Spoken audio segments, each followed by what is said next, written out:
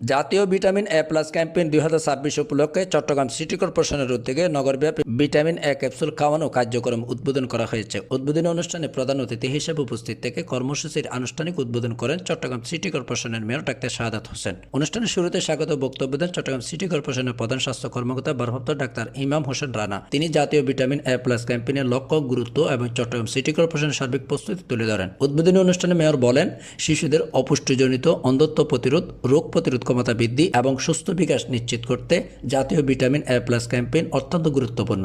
তিনি বলেন, কোনো শিশু যেন এই কর্মসূচি থেকে বাদ না পড়ে, সেই লক্ষ্যেই সচিব সর্বাত্মক প্রস্তুতি গ্রহণ করেছে। মেয়র জানান, নগরীর 41টি ওয়ার্ডের 7টি ইপিআই জোনের আওতায় 1321টি কেন্দ্রের মাধ্যমে প্রায় 5,64,000 শিশুকে ভিটামিন এ ক্যাপসুল খাওয়ানো হবে। এর মধ্যে 6 থেকে 11 মাস বয়সী প্রায় 92,000 শিশুকে নীল রঙের, 1 লাখ আইইউ এবং 12 থেকে 59 মাস বয়সী প্রায় 4,72,000 শিশুকে লাল রঙের 2 lakh IU vitamin A capsule প্রদান করা হবে। তিনি বলেন, জন্মের প্রথম 6 মাস শিশু মায়ের দুধ থেকেই প্রয়োজনীয় ভিটামিন এ পেয়ে থাকে। এছাড়া গত 4 থেকে 6 মাসের মধ্যে যারা ভিটামিন এ গ্রহণ করেছে তাদের পুনরায় ক্যাপসুল খাওয়ানো হবে না। তাই অভিভাবকদের নির্ধারিত নির্দেশনা মেনে শিশুদের ক্যাম্পেইনে নিয়ে আসার আহ্বান জানান তিনি। ডাক্তার শাহাদাত হোসেন বলেন, নিয়মিত কেন্দ্রগুলোর পাশাপাশি ভ্রাম্যমাণ টিমের মাধ্যমে পথ শিশুদের ভিটামিন এ ক্যাপসুল খাওয়ানো হবে, যাতে কোনো শিশু এই কর্মসূচির বাইরে না থাকে। উদ্বোধনী অনুষ্ঠানে ডেঙ্গু পরিস্থিতি নিয়ে কথা বলেন মেয়র। তিনি জানান, চলিত বছরে চট্টগ্রাম নগরীতে এখন পর্যন্ত 172 জন ডেঙ্গু রোগী শনাক্ত করা হলেও কোনো মৃত্যুর ঘটনা ঘটেনি। বর্ষা মৌসুমে ডেঙ্গুর ঝুঁকি বাড়তে পারে উল্লেখ করে তিনি নগরবাসীকে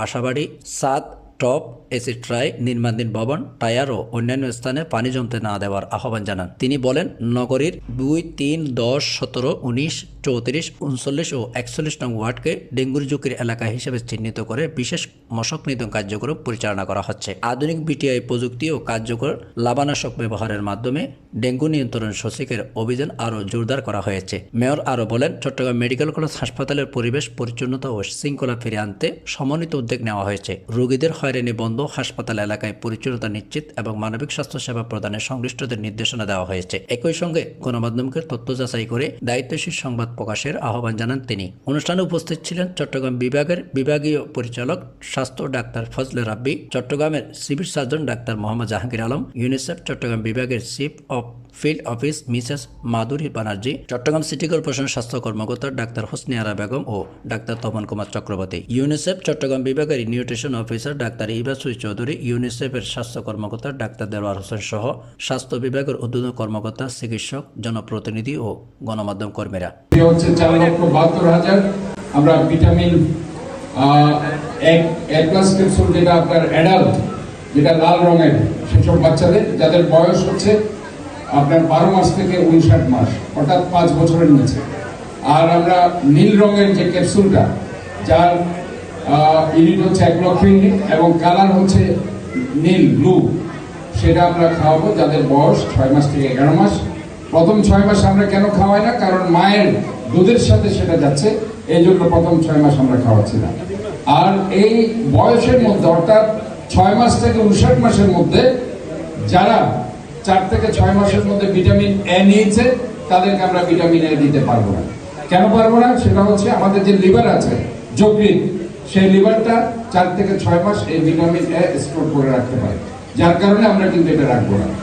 আমরা যদি আবার খাওয়াই, হয়তো সেখানে কিছু পার্শ্ব প্রতিক্রিয়া দেখা দিতে পারে। That's the gist. এইটাই হচ্ছে জিস্ট, এটা আর কিছু লাগবে না, এর চেয়ে বেশি। এইটাই আমাদেরকে বোঝাতে হবে। এর বাইরে আমি দুটি কথা বলতে চাই। নাম্বার 1 হচ্ছে, আজকে ডেঙ্গি নিয়ে আমি বলছি যে ডেঙ্গির একটা প্রভাব আস্তে আস্তে শুরু হয়েছে। আমরা গত 6 মাসের একটা স্টাডি আমি এখনই সিভিল সার্জন সাহেবের কাছ থেকে নিয়েছি।